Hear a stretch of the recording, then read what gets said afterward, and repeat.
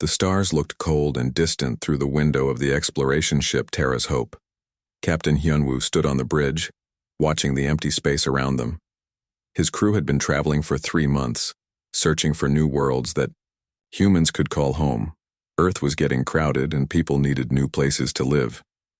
"Captain, we're getting a signal," said Ji-hai from her position at the communications desk. She was the ship's tactical officer, smart and quick to notice things others missed. "It sounds like a distress call." Hyunwoo walked over to listen. The signal was weak and filled with static, but he could hear it clearly enough. Someone was in trouble out there in the darkness of space. "Where is it coming from?" he asked. "About 2 hours away if we change course," Ji-hai replied. She looked at the readings on her screen. "It's coming from a big ship, much bigger than ours." The captain thought for a moment. They were explorers, not rescue workers, but they couldn't ignore someone who needed help. "Set course for the signal," he ordered, "and wake up the Marines. We might need them." In the sleeping quarters, young Taemin was having a bad dream about his first day at the Earth Defense Academy. He was only 19 years old and had joined the Terra's Hope crew just 2 weeks ago. This was his first mission away from Earth, and he felt nervous about everything. When the alarm woke him up, he jumped out of bed quickly. "What's happening?" he asked Dong-hyun, the Marine sergeant who was getting dressed in the next bed. Dong-hyun was older and had been in many fights before. His face always looked serious even when he was joking. "Probably nothing," Dong-hyun said, but he was putting on his armor anyway.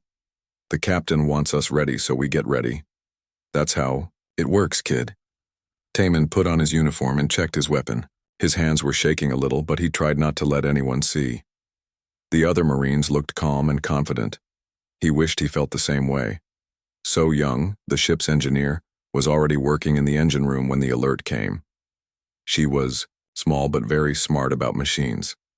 She could fix almost anything that broke on the ship. "Computer, show me the power levels," she said. "If we're going into trouble, I want everything working perfectly."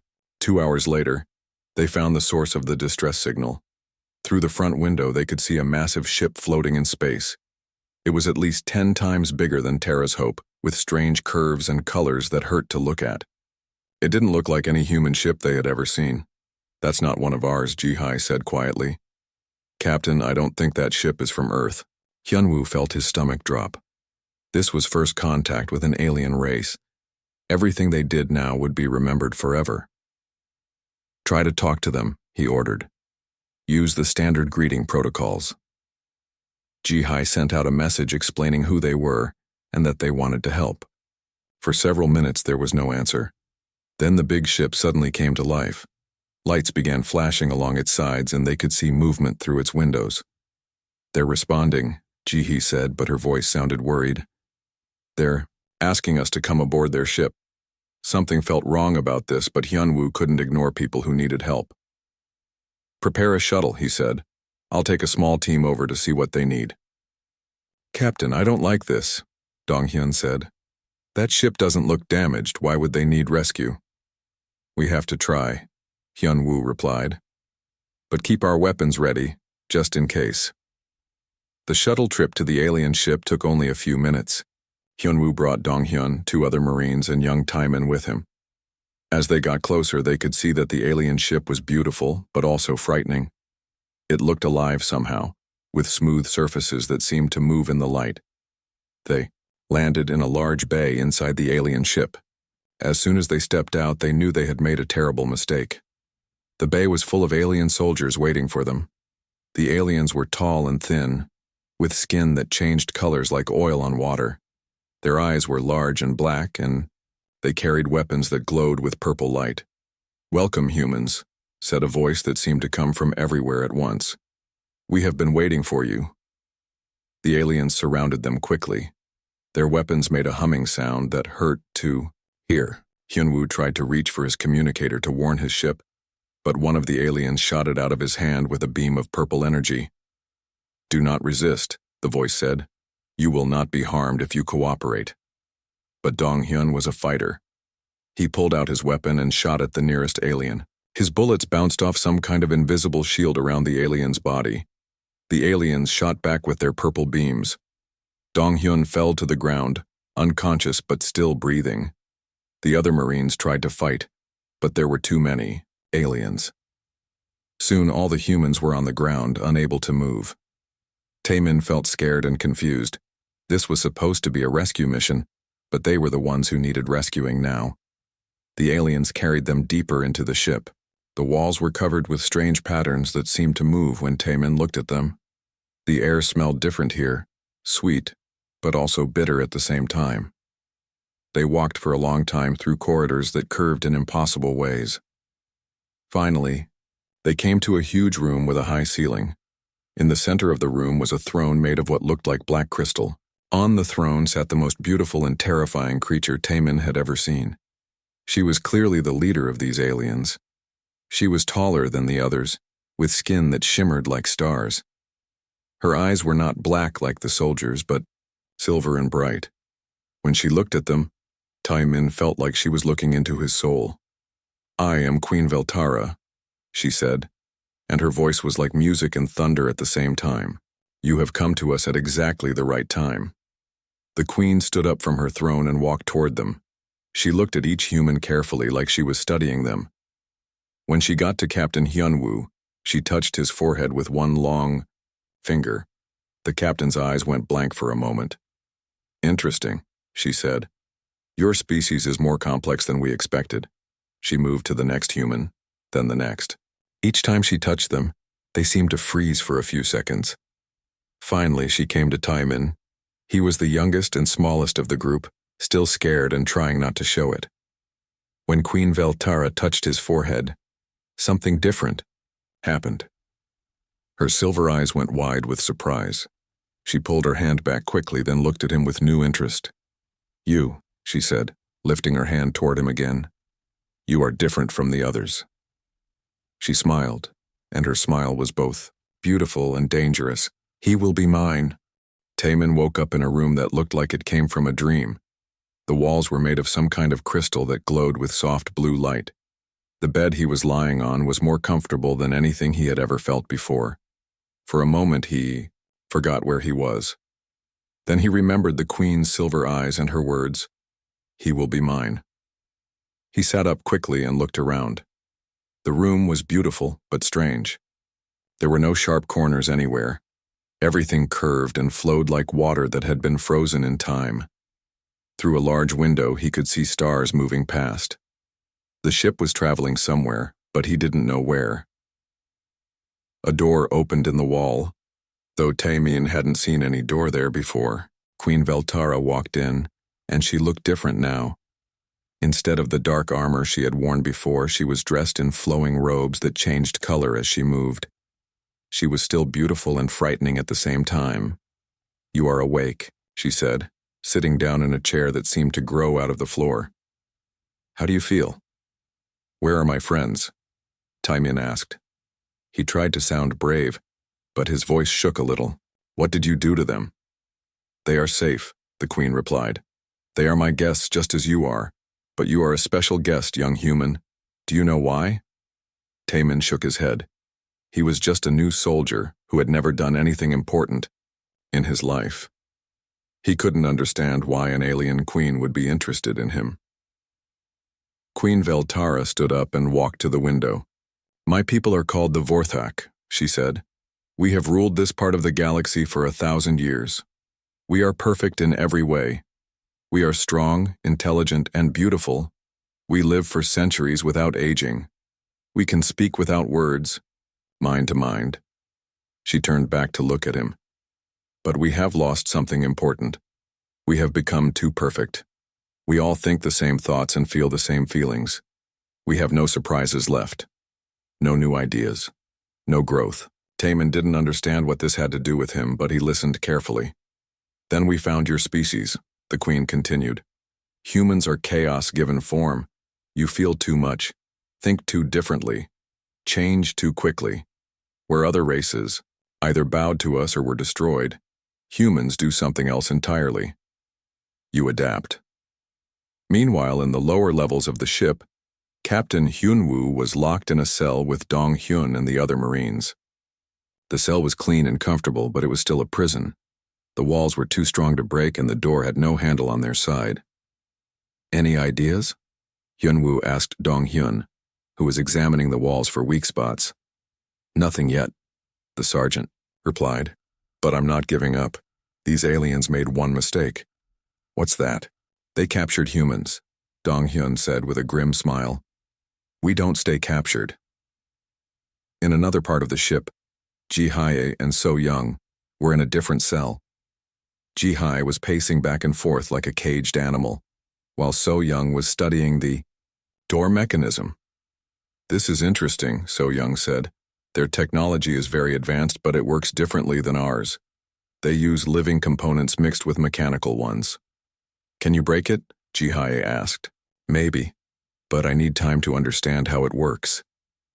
Back in the crystal room, Queen Veltara was showing Taemin images in the air.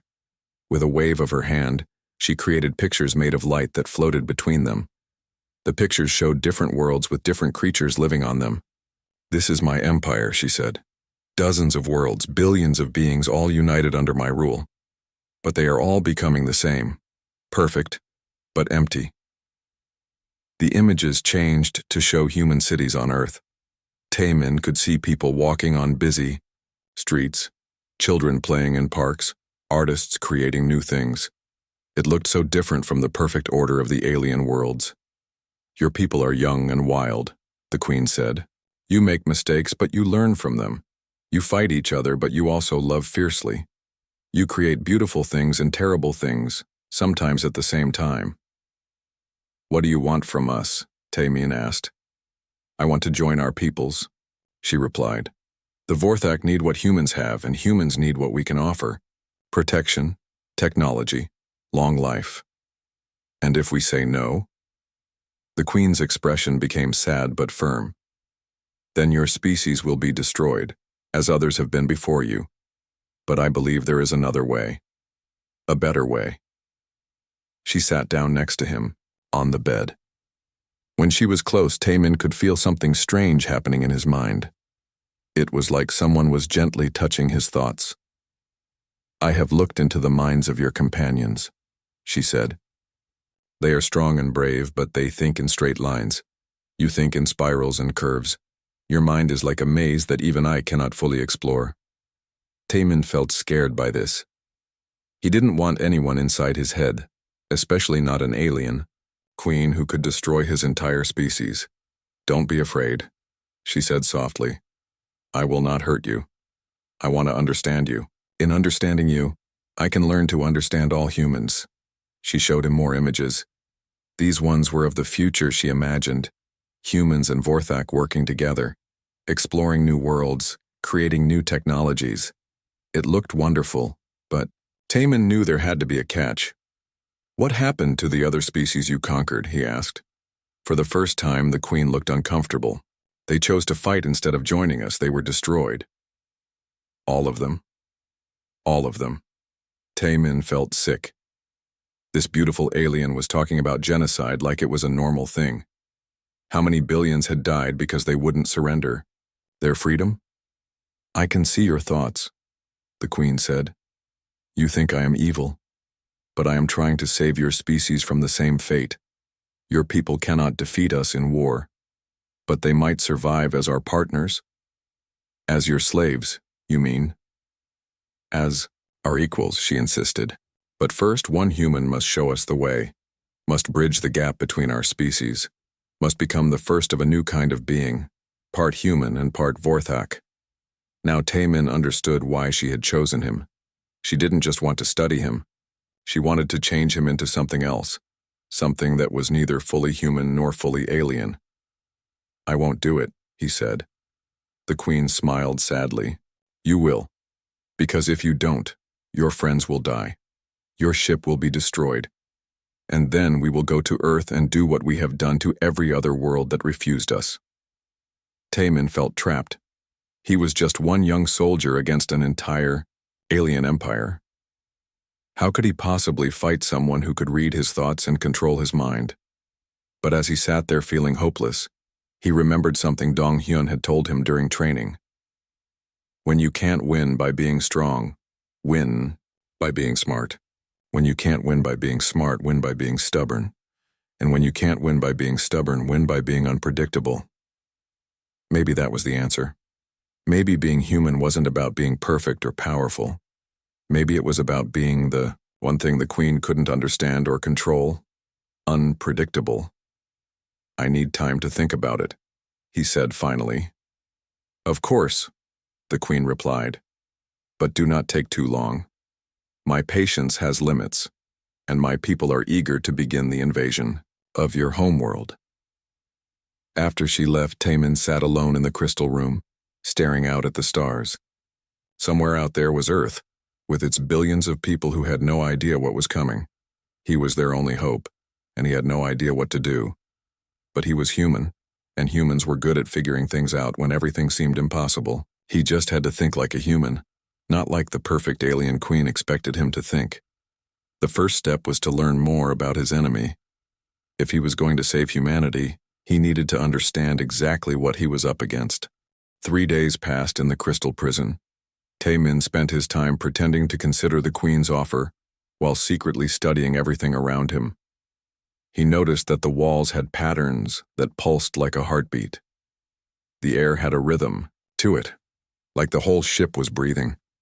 This wasn't just a machine, it was alive somehow.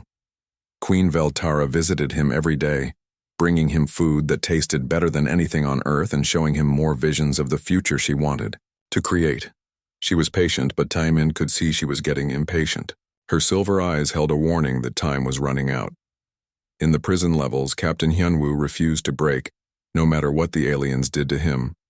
They put him in a chair that made his whole body hurt, but he wouldn't tell them about Earth's defenses or the locations of human colonies. His stubbornness impressed even his captors. Your captain has a strong will, one of the alien guards told Dong-hyun. Most beings break after an hour. He has lasted 3 days. You don't know humans very well, Dong-hyun replied. The harder you push us, the harder we push back. So Young had been making progress with understanding the alien technology. She discovered that their systems were based on biological patterns rather than electronic ones. The door to their cell was controlled by something that acted like a nerve system. If she could find the right frequency, she might be able to disrupt it. It's like trying to tickle a giant, she explained to Ji-hai. I need to find the right spot to make it react. How long do you need? Ji-hai asked. Maybe 2 more days, but I'll need a distraction when I try it. Ji-hai smiled. I'm good at distractions. On the 4th day, Queen Veltara brought Taemin to a different part of the ship. This room was vast and dark, with a ceiling so high he couldn't see it. In the center was a pool of liquid that glowed with the same silver light as the queen's eyes. This is the heart chamber, she said. Here is where my people connect their minds together, where we share thoughts and feelings across the entire empire. If you join with us here, you will become part of something greater than any individual. Taemin looked at the glowing pool and felt sick. He could sense something alien and hungry about it, like it wanted to swallow his mind and make him into something else. What happens to me if I go in there? He asked. You will still be you, the queen said. But you will also be us. You will understand why unity is better than chaos, why perfection is better than random change. And if I refuse, then your species dies, and you die with them. But first, you will watch your friends suffer. To prove her point, she waved her hand and created an image in the air. It showed Captain Hyunwoo in the torture chamber, his face twisted in pain but his mouth still closed in defiance. Taemin felt angry seeing his captain hurt, but he also felt proud. Humans didn't give up easily. He's tougher than you expected, isn't he? Taemin said. All of you are, the queen admitted. That is why I need you to show me how to understand human thinking. Once I know how your minds work, I can find better ways to make your people accept their place in my empire. Taemin realized that she was afraid. For all her power and perfection, Queen Veltara was afraid of something she couldn't control or predict. She needed him not just as a bridge between their species, but as a way to solve a problem she couldn't solve alone. You've never faced anyone like us before, have you? He said. No, she replied honestly. Other species were logical. When they saw our power, They either surrendered or fought in predictable ways. But humans. She paused, searching for words. Humans do impossible things. They win battles they should lose. They survive when they should die. They create beauty in the middle of destruction. That scares you. Yes, she admitted. It terrifies me. For the first time since he'd been captured, Taemin felt like he had some power in this situation. The Queen needed something from him, and that meant he had something to bargain with. I'll make you a deal, he said. I'll help you understand humans, but not by becoming one of you. I'll show you how we think by staying exactly what I am. That is not enough, the Queen said. But Taemin could hear doubt in her voice. It's all you're going to get, he replied. Take it or leave it. The Queen stared at him for a long moment. He could feel her trying to push into his mind, but he pushed back. It was like arm wrestling inside his own head. She was stronger, but he was more stubborn. You are exactly what the prophecies said you would be, she said finally. What prophecies? Ancient Vorthak writings speak of a chaos bringer who will either elevate our empire to new heights or destroy it completely. When I touched your mind, I knew you were that being. So you're gambling your entire empire on me? Yes. Taemin felt the weight of that responsibility, but also opportunity. If she was right about the prophecy, then he had more power than either of them had realized. Meanwhile, in the prison levels, So Young was ready to make her attempt. She had figured out how to disrupt the biological locks on their cell door.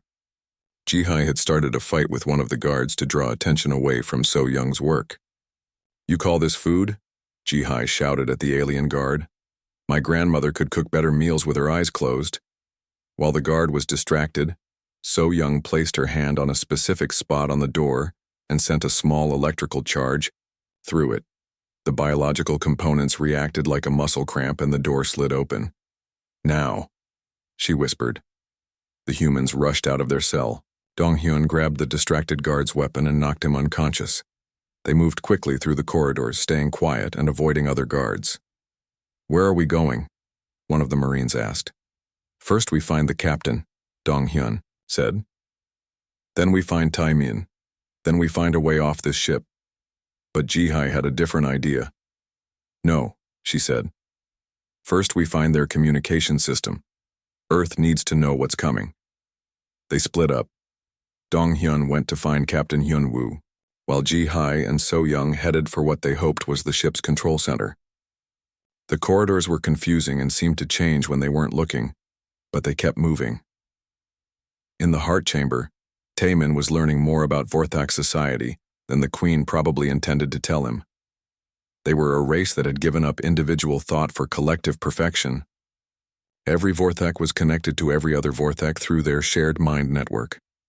They all thought the same thoughts and made the same decisions.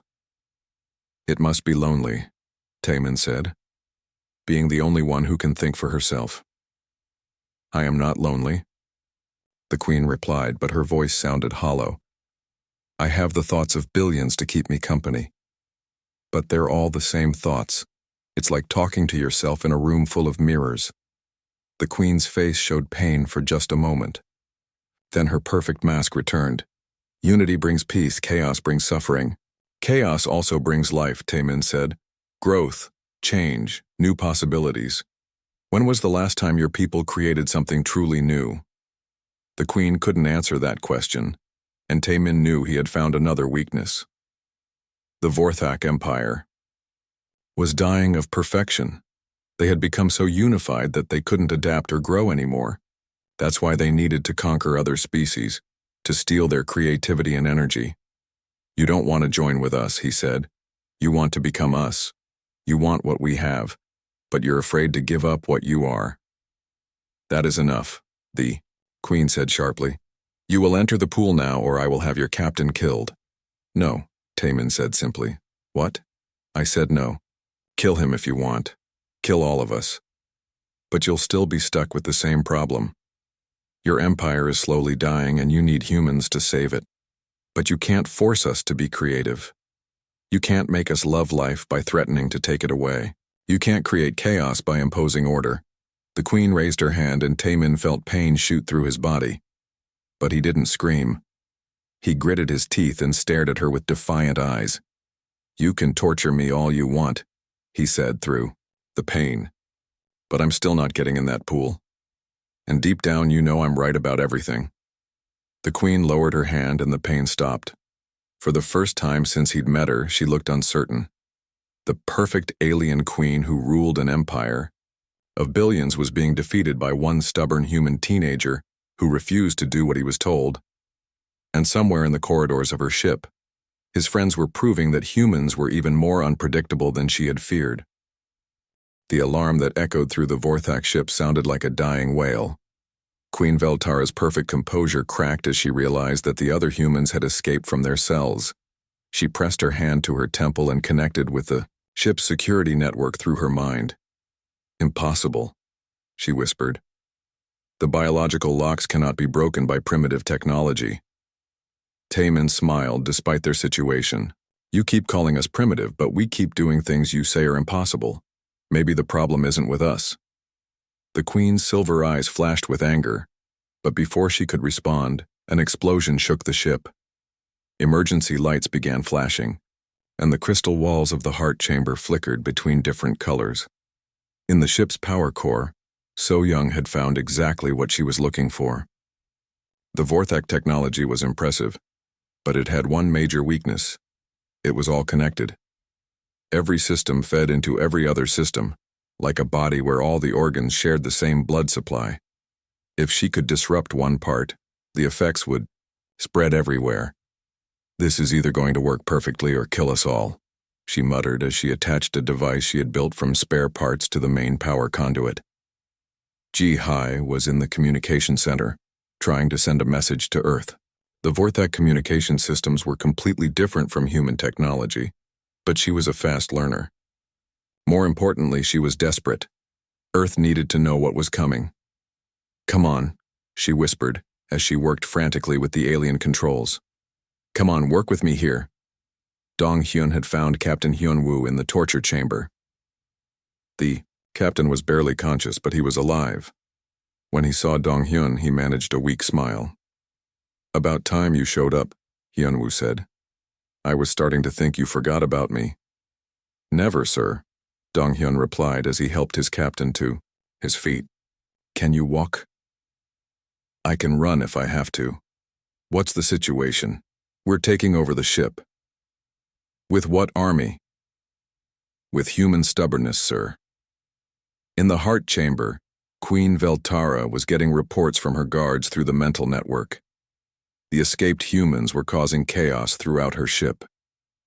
They moved in ways her people couldn't predict, attacked systems her guards didn't think to defend, and worked together without any telepathic connection at all. "How do they coordinate without sharing thoughts?" she asked Taemin.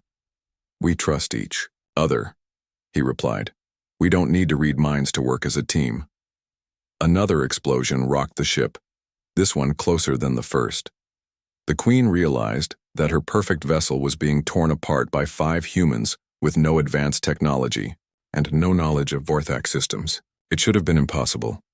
"Your friends are going to get themselves killed," she said. "Maybe," Taemin agreed. "But they're going to take a lot of your ship with them, and they're going to make sure Earth knows you're coming. Earth cannot stop our fleet. You'd be surprised what humans can do when someone threatens their home." The Queen closed her eyes and reached out through the mental network to contact her fleet commanders. She had hundreds of ships at her command, each one crewed by thousands of Vorthak warriors. But as she touched their minds, she felt something she had never experienced before: doubt. The chaos the humans were creating on her flagship was affecting the entire fleet. The Vorthak shared consciousness meant that the confusion and uncertainty spread from ship to ship like a virus. Her perfect unity was becoming a weakness. "What are you doing to us?" she demanded. "We're being human," Taemin said. "You wanted to understand us. This is what we are. We don't give up. We don't follow rules. We don't do what we're supposed to do." So Young's device finally activated. The electromagnetic pulse it generated was small by human standards, but it was perfectly tuned to disrupt the biological components of Vorthak technology. Throughout the ship, systems began failing in cascade reactions. The lights went out in sections. Doors opened and closed randomly. The ship's navigation systems began spinning in circles. Most importantly, the mental connection between the Vorthak crew members started breaking down. For the first time in centuries, individual Vorthak found themselves alone in their own minds. The experience was terrifying for them. They had forgotten how to think as individuals. Without the collective consciousness to guide them, they became confused and frightened. HFY finally managed to break through the communication barriers. She sent a desperate message toward Earth, broadcasting on every frequency she could access. The message was simple but urgent. Alien fleet heading for Earth. Hundreds of ships. Prepare defenses. Humanity is not alone. She didn't know if anyone would receive the message, but she had to try. Captain Hyunwoo and Donghyun fought their way through corridors filled with panicking Vorthak. The aliens were powerful individually, but they had become dependent on their group mind. Without it, they were like lost children. The engine room, Hyunwoo said. If we can get there, maybe we can turn this ship against their fleet. That's assuming we can figure out how to fly it, Donghyun replied. So Young can figure out anything with engines, we just need to find her. In the heart chamber, Queen Veltara was experiencing something she had never felt before. Panic. Her perfect empire was falling apart because of 5 humans who refused to surrender. The silver pool in the center of the room began bubbling and changing colors, reflecting her emotional turmoil. Stop this, she commanded Taemin. Make them surrender. I can't, he said. Even if I wanted to, I couldn't.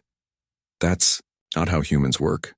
We don't take orders from each other, let alone from alien queens who want to destroy our planet. Then you will all die. Probably, Taemin agreed. But we'll die free. And we'll die fighting.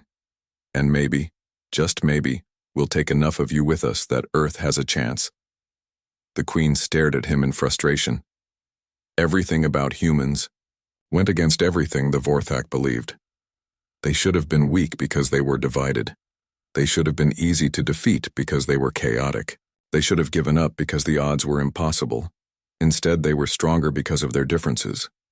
They were harder to defeat because they were unpredictable. They fought harder when the odds were worst. I don't understand your species, she said. That's your problem right there, Taemin replied. You think understanding means controlling. But some things can't be controlled. Some things shouldn't be controlled. The ship shuddered again as more systems failed. Through the mental network, the queen could feel her fleet commanders asking for orders. But she didn't know what orders to give. Every plan she made assumed the enemy would act rationally. Humans didn't act rationally. So Young found the engine room and began working on the ship's main systems. She couldn't read the Vorthak language, but she understood energy and movement. Every engine worked on the same basic principles, whether it was built by humans or aliens. If I reverse the power flow here, she muttered to herself, and reroute it through the weapon systems. Jihai's voice came through the communication system. So Young, whatever you're planning, do it fast. I'm reading massive fleet movements. Out there, they're getting ready to attack. Captain Hyunwoo and Donghyun reached the engine room just as So Young was making her final connections. What's the plan? Hyunwoo asked. We turn this ship into a giant electromagnetic pulse generator, So Young explained. It'll fry every biological component in the fleet, including this ship. But it might give Earth enough time to prepare. And us? We'll probably be dead in about 5 minutes. Hyunwoo looked around at his crew. They were young, scared, and completely out of their depth. They were also the bravest people he had ever known. Do it, he ordered. In the heart chamber, Queen Veltara felt the ship's systems building toward overload. She realized what the humans were planning, and for the first time in her long life, she felt true fear. You're going to destroy everything, she said to Taemin. Not everything, he replied. Just your perfect little empire. Humanity will survive. We always do. The queen looked at the young human who had defied her empire and changed everything. She had wanted to possess his chaos and make it part of her order. Instead, his chaos was destroying her order and creating something entirely new. And despite everything, she found herself admiring him for it. The energy building in the ship's core made the walls vibrate like a giant drum. Queen Veltara could feel every system in her flagship preparing to destroy itself and take her entire fleet with it. The humans had turned her own perfect technology against her in a way no Vorthak could have imagined. "Stop," she said to Taemin, but her voice had lost its commanding tone. For the first time, she was asking instead of ordering. "Please, I can't stop them even if I wanted to," Taemin replied. "Remember? We don't follow orders from each other. They're doing what they think is right. They're going to kill everyone, on every ship in the fleet. Millions of my people will die." "How many humans were you planning to kill?" The Queen had no answer for that. She had been ready to destroy an entire planet without thinking about the billions of individual lives that would be lost. But now, faced with the deaths of her own people, she finally understood what Taemin had been trying to tell her. Every life mattered. Every individual was important. Even her perfect empire was made up of billions of unique beings who deserved better than to die for one queen's vision of order. "What do you want?" she asked desperately. "I want you to leave Earth alone," Taemin said. "I want you to stop conquering other worlds. I want you to let your people think their own thoughts and make their own choices. That would mean the end of everything I've built. Maybe it's time for something new." Through the ship's corridors, alarms were blaring as the power levels rose toward critical. So Young was in the engine room, making final adjustments to her improvised weapon. She knew she probably wouldn't survive what came next, but Earth would have a chance. Captain Hyunwoo stood beside her, watching the energy readings climb. "Any regrets?" he asked. "Just one," So Young replied. "I wish I could see what happens next. Humans meeting aliens should be the beginning of something wonderful, not the end of everything." "Maybe it will be," Hyunwoo said. "Maybe someone else will find a better way." In the heart chamber, Queen Veltara made the hardest decision of her long life. She reached out through her mental network and gave an order she had never given before. "All ships, stand down. Do not attack the human homeworld. Do not attack this vessel." Her fleet commanders were confused. Through the network, she could feel their questions and concerns, but she was still their queen, and they obeyed. "Taemin," she said urgently, "I have stopped the invasion. Now please help me stop your friends before they destroy us all." Taemin looked at her carefully. He could see fear in her silver eyes, but he could also see something else. Genuine regret. She was finally understanding what her empire had cost. Not just to the species she had conquered, but to her own people as well. "How do I know you're telling the truth?" "Because I'm going to do something no Vorthak has ever done before," the Queen replied. "I'm going to trust you." She placed her hand on his forehead, but instead of trying to control his mind, she opened hers to him. Taemin suddenly found himself connected to the vast Vorthak network. He could feel the minds of millions of aliens throughout the fleet, all of them confused and frightened by the sudden order to stop their attack. More importantly, he could feel the Queen's genuine desire to find a better way. She was tired of conquest and death. She was tired of perfect order that crushed all creativity and growth. She wanted to change, but she didn't know how. "Help me," she said. And now her voice was small and uncertain. "Show me how to be better." Taemin reached out through the ship's communication system. He didn't know if it would work, but he had to try. "So Young, this is Taemin. Stop the overload. The Queen has called off the invasion." In the engine room, So Young's hand stopped just before the final switch. "Taemin? Is that really you?" "It's me, and I think we might have found a better way." "Than blowing everyone up?" "Are you sure about this?" "No," Taemin admitted. "But we have to try." So Young looked at Captain Hyunwoo, who nodded slowly. She began the complex process of shutting down the overload sequence. It was dangerous work. One mistake would still destroy the ship. But she managed it. The vibration in the walls gradually stopped. The alarms fell silent. Throughout the Vorthak fleet, hundreds of ships that had been preparing for destruction slowly powered down their weapons. Queen Veltara collapsed into her throne, exhausted by the effort of making such a massive decision. "What happens now?" she asked. "Now we figure out how to make this work," Taemin said. "Your people and mine learning from each other instead of fighting each other. My people won't understand. They've never known anything but the collective mind and perfect order. Then, maybe it's time they learned. You said yourself that your empire was dying. Maybe this is how it gets reborn as something better." Over the following weeks, the most unlikely negotiations in galactic history took place. Captain Hyun-woo, despite his injuries, proved to be an excellent diplomat. Ji-hai worked with Vorthak technicians to establish better communication between the species. So Young helped them understand each other's technology, but it was Taemin who made the real difference. He spent hours with Queen Veltara, showing her through their mental connection what it meant to be human. Not the chaos and violence she had feared, but the creativity and hope that made humans special.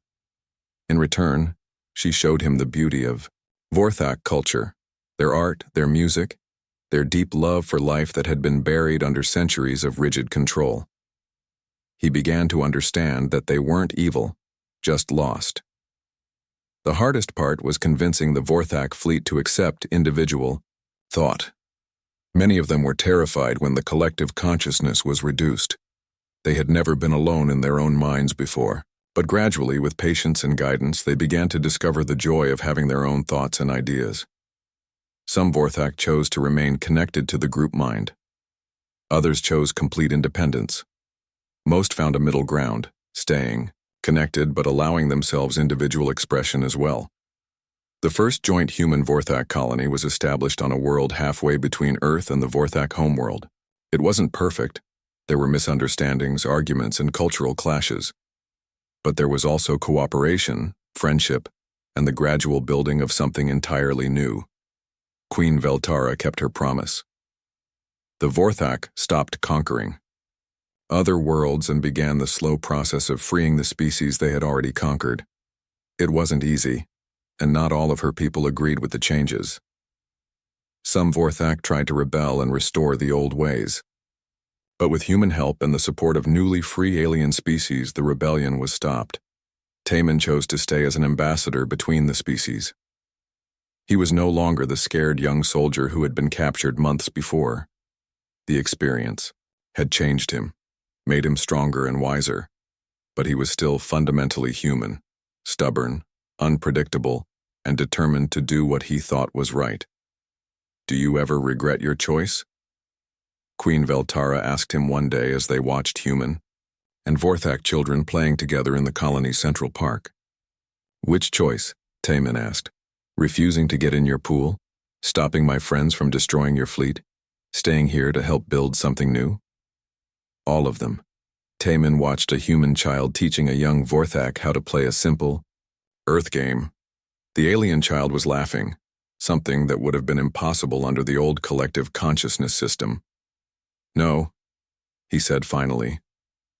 "I don't regret any of it. This is what humans do. We take impossible situations and find ways to make them work. We turn enemies into friends. We create hope where there was none before. And if this experiment fails, if our species can't learn to live together, then we'll try again, and again, and again. That's what makes us human. We don't give up." Queen Veltara smiled, and for the first time since he'd met her, it was a completely genuine expression of joy rather than the perfect mask she used to wear. "I think," she said, "that I'm beginning to understand what you meant about chaos being beautiful."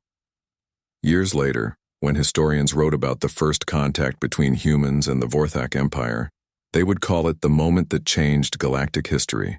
The war that should have destroyed humanity instead became the foundation for a new kind of civilization, one based on cooperation rather than conquest. And it all started with one young human soldier who refused to do what he was told, proving that sometimes the best way to save the world is to be exactly who you are, no matter what anyone else expects.